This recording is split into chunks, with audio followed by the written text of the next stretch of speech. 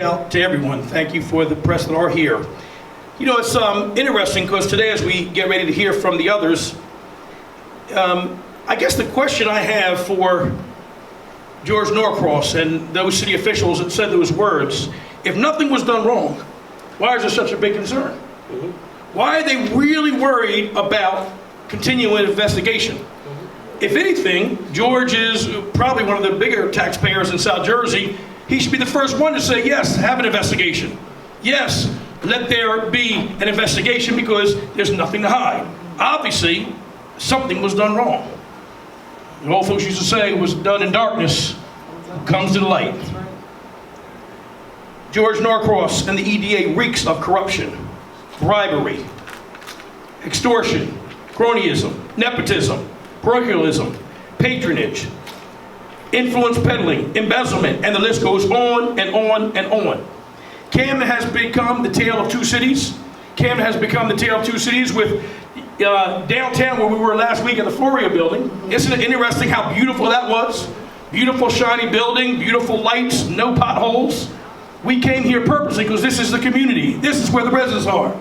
We came here because right across the street you see where Branch Village was and is getting ready to be built back again. You see the streets with the potholes. If you come here at night, you're going to see half the street lights out. We don't see any police out here, but last week we were down at the Floria building. I think there were more police out there than there were representatives up in the boardroom. This is the tale of two cities. What's being revealed now with the tax incentives and the EDA is something that Camden has been knowing about all along. We've been seeing it with the takeover of the school system, the takeover of the police force, the takeover of our waterfront. We've been seeing it all along. Things like cutting half the police force. When there's $6.1 million in the bank and we're the most violent city in all of America, and you cut half the police force. How do you cut half the police force, take them off? I was there on Broadway the very next day talking to a mother who lost her child that day, and those police were not taken off the day before. She still would have been living. Police would have been out there, possibly would have stopped the shooting. How do you lay off half the police force when you have $6.1 million in the bank? These kind of things that have been going on. Things like residents who walked around getting petitions signed, asking for a referendum to stop the takeover of the police force. This is probably the most corrupt thing that's ever happened in our country before. How do you get petitions to put it on the vote for a referendum, and the mayor at the time, Mayor Dana Red, and Council President Frank Moran sue the residents? Please, we have documentation on all this. Sue the residents, and they sue the council to have us not have a referendum, but yet push it through. And interesting enough, because then when it went to the appellate court says, you are right.